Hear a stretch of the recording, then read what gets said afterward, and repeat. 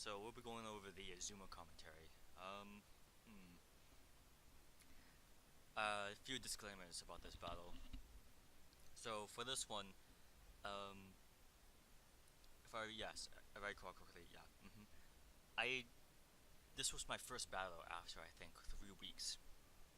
Um, and the 3 week hiatus was mainly because of school, midterms, projects, whatnot, stuff like that. So I'm very very rusty when I start this battle, or actually throughout this entire battle. And then the second is that this is only my fourth battle in this Zumo, so I still don't understand the guns. Every single ship's guns are different. There's similarities between all of them, of course, but there's always some certain characteristics between them all, or differences. And the Zumo is it's a little strange. Now the Zumo is also it's unique in its way that it's how it's set up. It has three turrets in the front. There's only two kinds of ships out there that have very very similar playstyles. All these playstyles are exactly like the Zumo, and that's the Dunkirk, the Tier 6 premium French battleship, as well as the Tier 7 British premium battleship Nelson. Now for Dunkirk, you have to buy it, of course, but the Nelson it only costs 450,000 free experience. So of course you could buy it, or you could actually work up towards it. But these are the only two ships that have the most similar playstyle to the Zumo. There are other ships that kind of have um, partial characteristics of it, and that's like like the Tier 8 U.S. battleships and the Tier 9 U.S. battleships. But these are the only kinds. Other than that, though, it's difficult to find something something that has a similar playstyle to the Izumo. Because majority of these ships, even the ones I've suggested, they're more of a mobile battleship. They want to stay mobile, and that's what I love to do with my own battleships, is to stay mobile and shoot and run and gun basically. But in the Izumo, it has a shift. There's a massive shift in it, and where that's not what you want to do most of the times. You want to find the correct location that you want to just sit and hold down, and that's the Izumo is perfectly built for it. The way it's kind of structured and everything. Okay, so I'm gonna make a lot of mistakes throughout this replay, um, and I will note where I make them. So for right here, I'm spotted. I've been perma spotted basically for about for that destroyer, the Ognivoid that's going towards A, or circling around A ish. And I'm not firing my guns at these Bismarck. I'm not keeping my guns hot. That's one massive problem. Um, but constantly while I'm trying to move my ship and trying to dodge whatnot, I'm looking at the minimap and I'm trying to figure out where do I need to be, where will I be most useful. Because I know that our team is not exactly positioned correctly, especially our battleships. They are not where they should be.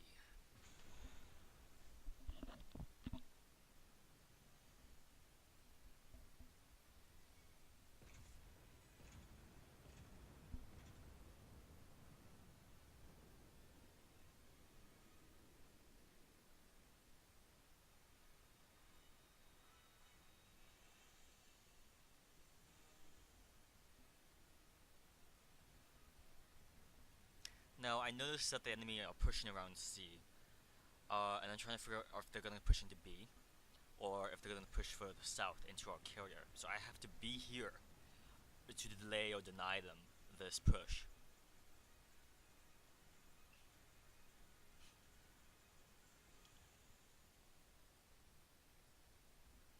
Now, majority of the times, it's not exactly the right choice to be firing AP at the front of battleships.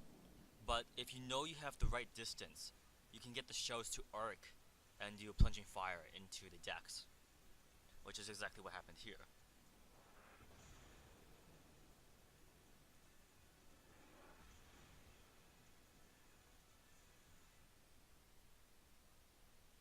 Now I'm gonna make another mistake. Um, so this shot on this Missouri, pretty good, pretty accurate. But the one mistake is that after I fired my guns, I don't, unscope. And because of that, I took another couple of sets of rounds from the Montana that I did not need to take. So whenever you fire at a target, and you know that you're not gonna get another chance to shoot at it again, unscope and start driving. Start looking around and driving, and watch where the enemy's gonna shoot you. You're gonna save yourself a lot of pain that way.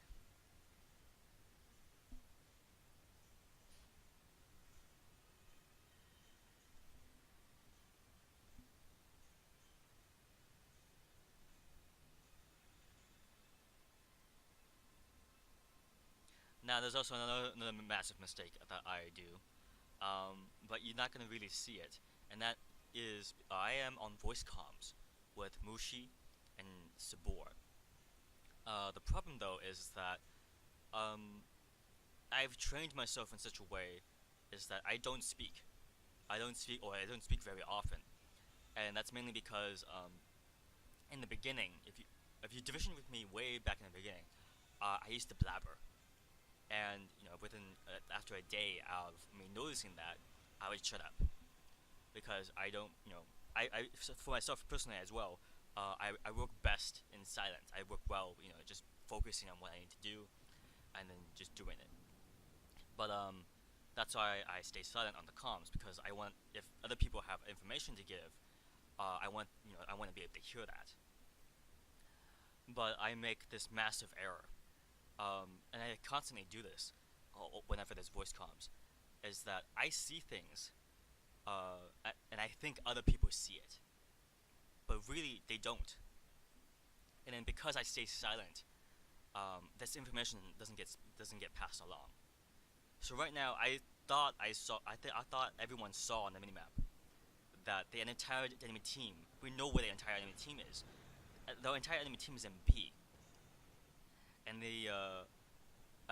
we know where the destroyer is. And we also know where the other two battleships are to the north. So what should be happening here? I'm gonna slow it down a little bit.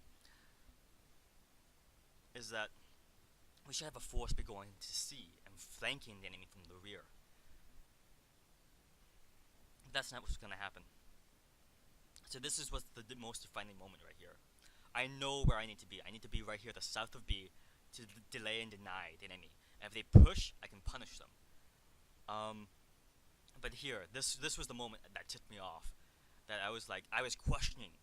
Once Sabor hit me, rammed into me a little bit, and slowed down, so they keep going, I was questioning, why was he over here? There was like almost no reason for him to be here.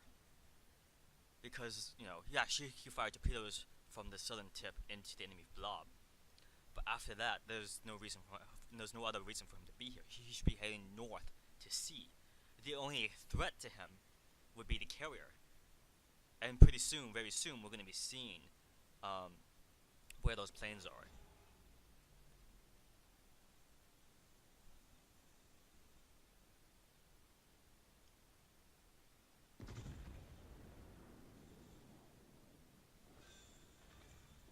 Now, I was very lucky with that dispersion, so... But yeah, this is what you can do with the Izumo. Now, this Tirpitz here, he's a key player in this. I understand why he's where he is, but that's the thing. If I wasn't here, then his positioning would make sense, and he would be in the right where he needs to be. But since I'm here, he's not needed. He needs to head north. That's what he should have done.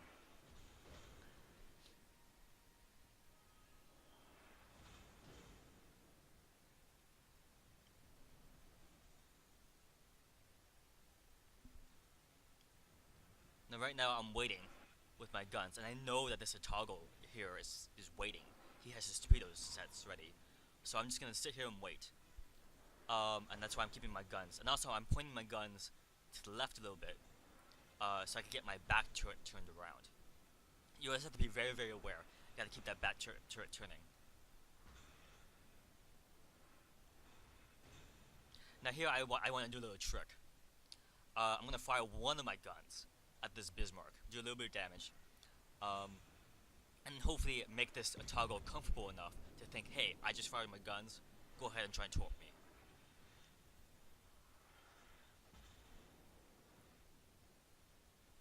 Also, I start backing up so I can get a bit more speed, so that I can actually maneuver. Because whenever you're trying to dodge torpedoes, always stay moving. You have to stay mobile and keep speed so that you can actually be able to actually dodge those torpedoes.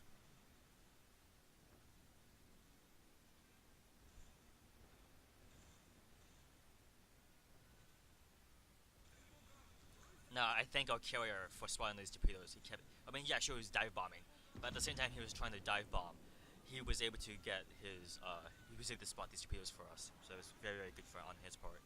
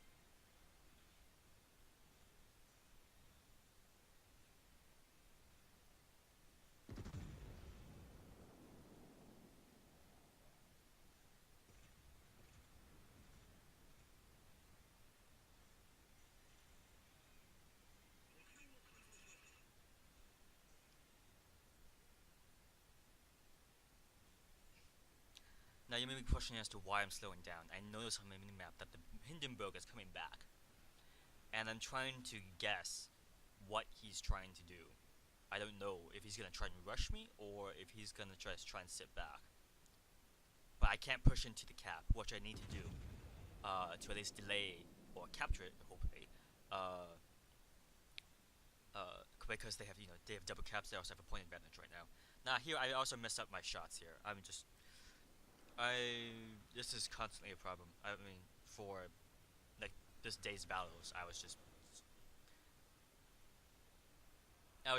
still trying to get into the groove. But yes, I'm not reading my enemies correctly. At least for my shots, I'm not reading them correctly. So here I know I put my plane up because I need to know. I need to know what this Hindenburg is doing, even if I'm gonna lose the plane. So I know that he's just gonna do a little drive-by, and he's trying to go north to counter this Montana.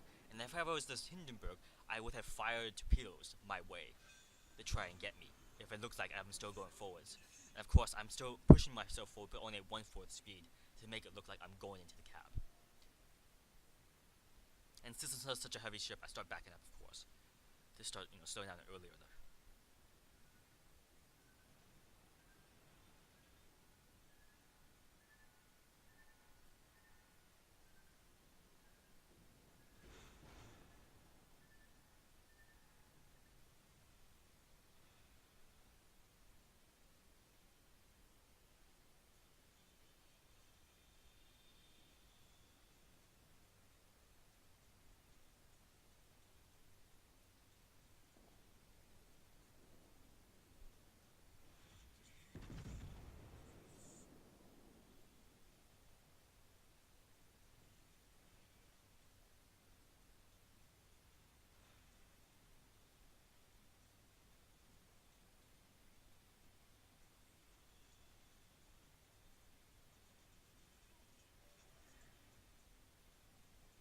Now again, I messed up here with my shots.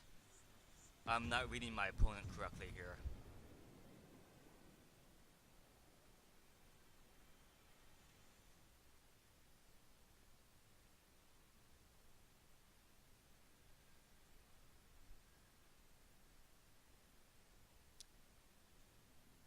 And for these shells, I'm just gonna have to take them. Because I need to get myself into cover here to protect myself from the Hindenburg. And here I do make a correction with my shots, because I know he's turning. But, I make a mistake here in that I don't take into account the carrier.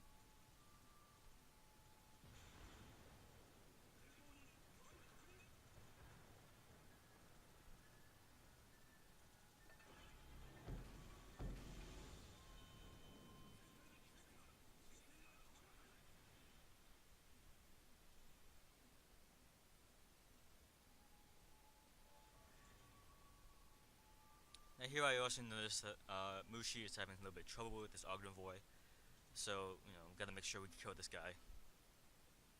I was hoping not to use these shots, but, Battleship has to do what a Battleship has to do. No, I can't push out to attack this Hindenburg because he's already too close for his torpedoes.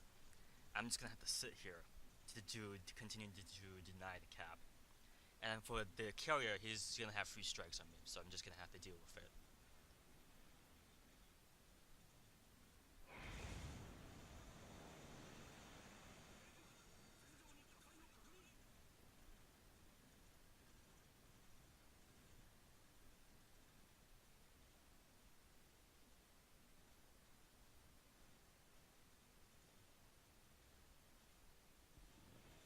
Here, I actually wanted to back up to try and get shots on the Hindenburg, but the problem is that, of course, my guns are all in the front. I don't have any guns in the rear, so this is not really good angling to get shots in.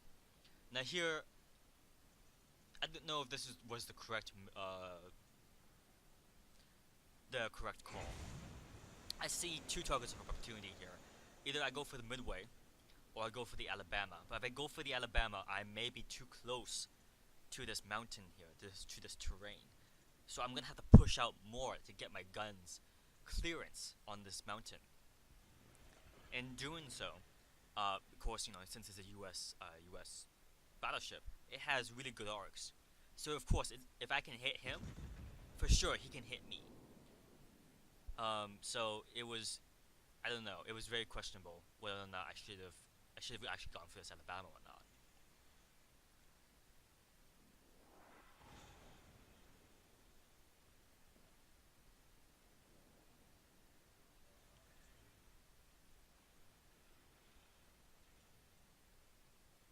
Now here I noticed that I didn't have time to type because I was focusing on what I was doing, but I was also worried about this torpedo bomber coming my way. But I was hoping for that Turbis to push right now. That's what he should have done, and he's gonna cost us here. Yeah, yeah, but no, I know he's worried about the torpedoes and everything like that, but he should have pushed, so he could have taken shots on the Hindenburg and had to keep speed to angle himself, because he has the armor and the health to tank shots from the Alba and the Hindenburg. So I don't know. But yeah, he's gonna cost us the game right there. And here I had shots on the Alabama, but I had to make a choice between either killing him or killing the Hindenburg. And I make the call to kill the Hindenburg. And I also make my massive mistake here. And this is just more of inexperience with the guns, because I'm more used to U.S. battleship guns, where they arc more. Japanese battleship guns, they don't always arc when they get to close range. So I should have aimed up more, I should have aimed a little bit more to the left. And because of this, a lot of my shells just hit water.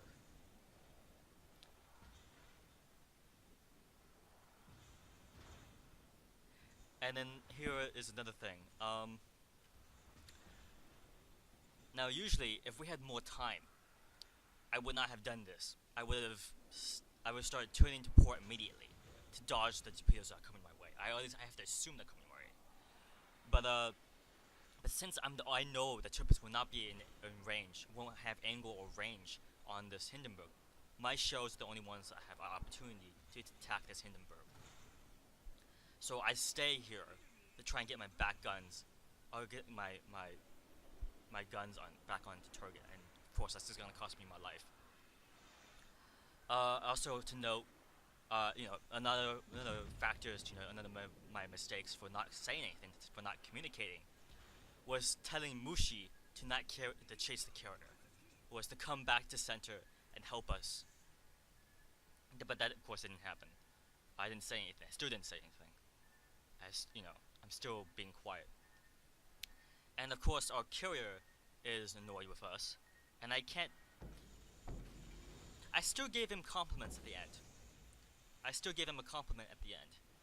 But I don't know if he was talking about the Tirpitz or if he's talking about me. I'm 80% sure he was talking about the Tirpitz, but there's still 20% of me that says he was talking about me. But our carrier did very, very well. And even if his personality may have not been the best, he still did extremely well throughout this battle. And so that ends. And here are the results. So I still made about $500,000 credits. Only 600,000. Oh, sorry, it's not 600,000. What am I talking about? 6,500 ship experience, 300 free experience. I was able to get Confederate, surprisingly. Only 3 kills.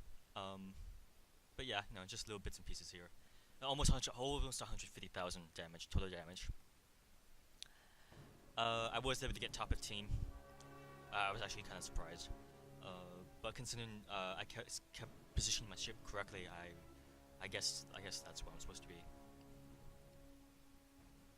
But yeah, I gave the compliment to our carrier because he kept suppressing the enemy Midway. Midway has a total complement of 136 planes. So considering he got 80 planes. It was very, very impressive. So he did a lot. He did a massive amount of work. And this Hindenburg, I also gave a compliment to this Hindenburg. He did a great job keeping us at bay and holding the line. He did everything that I would have done too. So I can't fault him for it. Now for the detailed report. So as you can see, a lot of my shots, of course, I've been focusing most of my shots on cruisers, and only sometimes on battleships. So all of my shots, of course, were AP. There's not many times that you would actually use HE. And my total potential damage though is 2.5 million. And this is what you can do when you position your battleships correctly. And the Izumo, if you do position yourself correctly, these are the kinds of potential damages you should be obtaining. You should be angled, you shouldn't be taking hits or anything like that. And also I was also able to have an additional tanking potential of 126,000. And of course I didn't use all of my heals. I should have actually, but I could have tanked a lot more than that. So it's this is a very much a tank ship, and it all depends on positioning. You have to position well to do well. And even if you can't get all of your guns into to do its full damage potential, it doesn't really matter. Your potential for the team, you're more likely to be a full asset for the team, is just being like a stopping power. To say, hey, you can't get to this objective, you can't get to my team unless you go through me. So trying to shoot me and try and kill me. And hopefully I will be in such a way that you can't do that quickly enough. The most similar ship and playstyle to the Izumo would be the Des Moine. The Nelson and the Dunkirk may have a ship design that's more like the Izumo, but the Des Moine is the most likely of playstyles, of most similar playstyle. Now on to the credits and experience. So I made 380,000 net profit, as well as an additional 7,800 commander experience. And of course, double check the non-premium credit gain. Good, it's positive. Okay, so now we go on to the modules and commander skills. Okay, so now on to the ship modules. So I'm still working through my Izumo, and there was a completely stock ship during the battle commentary. So in order of importance, at least for myself, and how I play my ship, I'm going straight for the hull C. Research hull B, and then research and buy the hull C. And mainly, I'm doing that because I want the rudder shift, the additional 5-second reduction on the rudder shift. I could buy hull B, but I don't get that rudder shift, so I really want that. Second, I would obtain is the range, and then finally the propulsion. Now, usually there's not that much trouble with the 19.7 kilometer range, but there do come some situations at the beginning of the match that or at least you have opportunities to shoot the enemy when you have the additional 2 kilometers on your guns. So for consumables, I would suggest you get premiums everything on this ship. It's very much needed and useful. But at least if in order of importance, at least it would be damage control party 2, as well as repair party 2. At least get these two consumables. And then this one here, you have a choice between spotting planes and catapult fighter. The Izumo guns, their arcs aren't very large. They of course they're very large at range. But not as significant as the U.S. battleships. So in that aspect, they're not very good, and as well as the anti-air is not as strong for the Izumo compared to U.S. battleships. So being able to have this additional fighter to at least deter enemy planes is sometimes very necessary, or at least useful. I find it more useful than the spotter plane. Okay, so now on to the upgrades. The first one you would take would be the main armaments modification 2, or sorry, modification 1. Now it's also viable to, once you get the hull C at least, and you have all these additional secondary guns, as well as anti-aircraft modules, to take the auxiliary armaments modification 1. Because your guns, especially the way they are positioned and armored, whoops, wrong one. And the way that they're armored and they're positioned correctly, you don't lose them very often.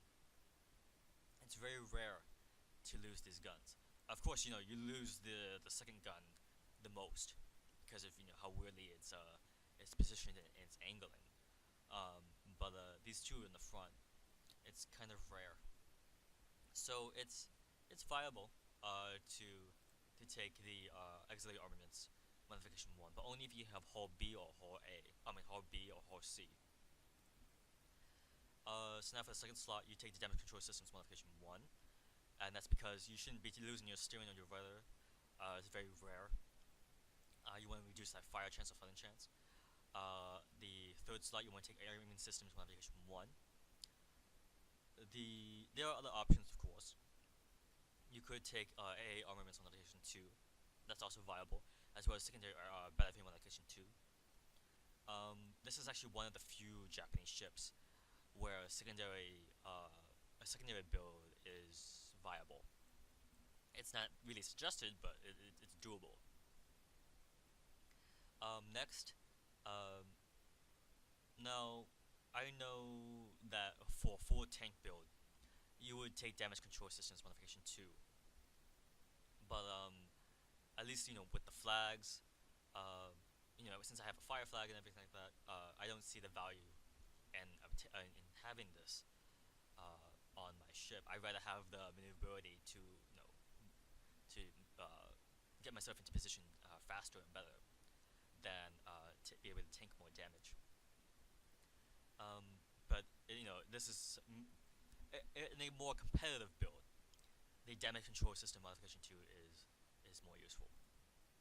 Then I also go with concealment systems modification 1. I am doing a full concealment build on the Izumo. Now it's not always. It's kind.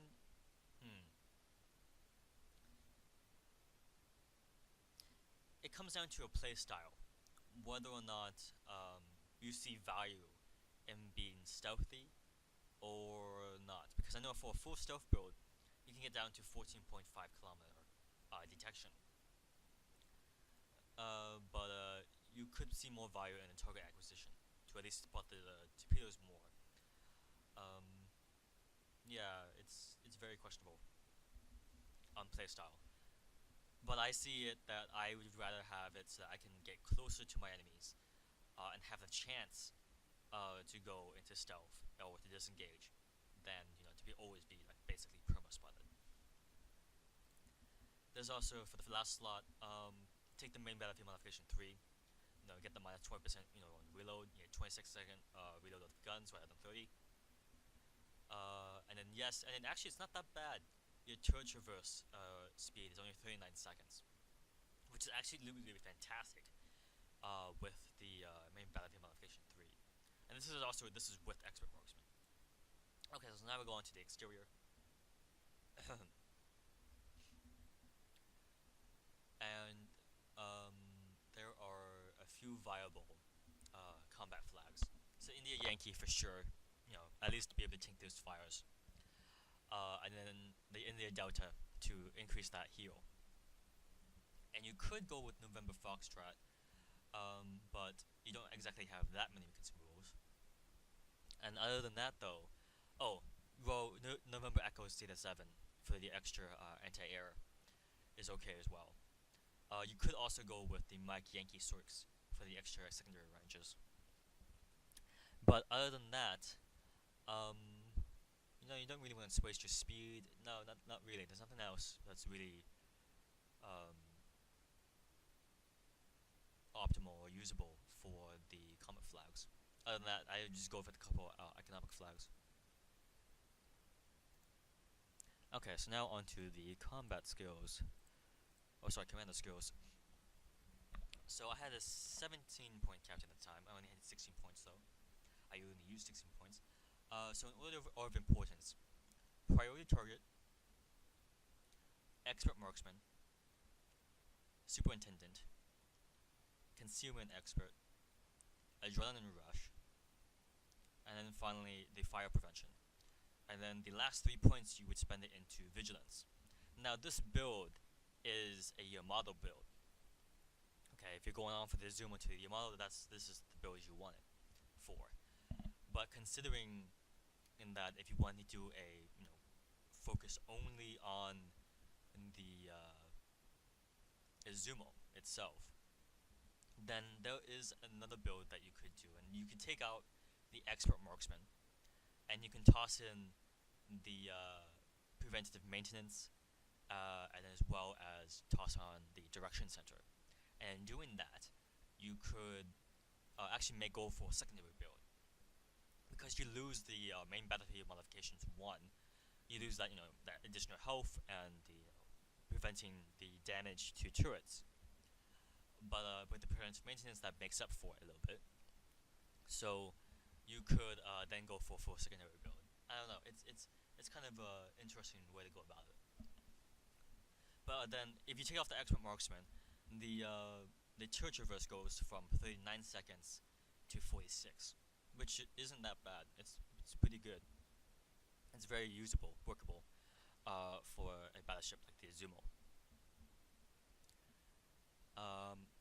Or you could also, if you want to go really risky, actually, you could take off the vigilance and the expert marksman, put 4 points into the advanced firing training.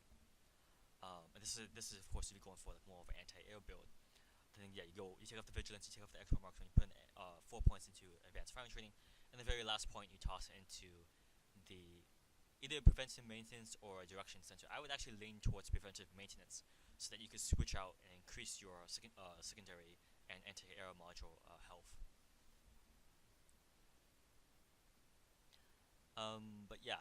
Oh, well, you may find one skill questionable for battleships, and I keep saying this, but you should take priority target.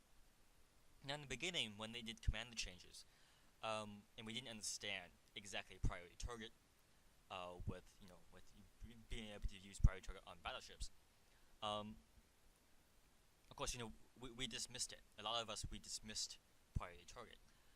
But after we got used to it, on carriers, no, not carriers, on cruisers and destroyers, sometimes some destroyers, we started to realize the importance of it. And it's very much like situational awareness, being able to know when you are spotted, because it gives you a lot of information. And here, the big thing about priority target is that it's just indicator will show the number of opponents that are currently aiming at your ship with main battery guns. So, if a destroyer is aiming at you with he has his main battery guns, he's looking at you, and you have that number go up from 0 to 1, and then all of a sudden, it's staying at 1 for a very long time, and no one's shooting at you, no one's aiming at you, no one's shooting at you, you know it's a destroyer, and all of a sudden that number goes down from 1 to 0. He switched over to that information has now told you that, he switched over to his torpedoes. And now I have to be very, very aware of what I'm doing.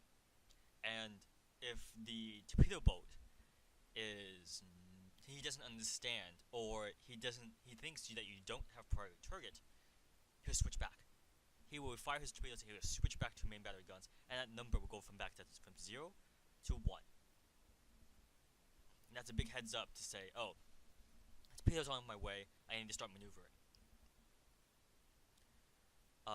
So it's a really very, very helpful indicator. And for torpedo boats, we have to assume now we have to assume that all targets have priority target. So we have to we have to stay in on the torpedo armaments to try and not give this hint, not give this tell to enemy battleships. But of course, this also helps us to kind of figure out how many enemy battleships or how many enemy ships are actually looking at us. Of course, let's see. Okay, am I in am I in a very dangerous situation, or am I in a safe position? And so that's everything for the Izumo. Oh, well, one thing to note though, as you can tell by the armor layout, the entirety of the upper decking is 32mm. So 203mm guns are gonna have a massive amount of HE firepower that can be tossed your way. Also, ships that can equip Eye of HE is very, the Izumo is very, very vulnerable to that. Let's see. Additionally, the Citadel is it is above the waterline. Now it's not exactly exposed, mind you, and then, it also has like a partial, not to the back, but it's like a sloped armor right here. It's actually very difficult to Citadel this ship, but it's still very doable. Oh, one big thing to note. As you saw throughout the battle with those Neptunes, at least at range, when they had range, they had arcs in range and plunging fire. This shows the 152 AP shells were able to get solid hits into my aft and into, actually no, just my aft.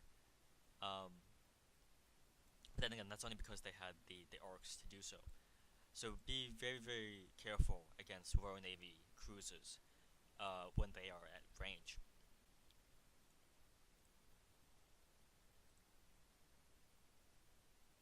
Okay, and that's it for the Izumo. Best of luck, stay healthy and safe.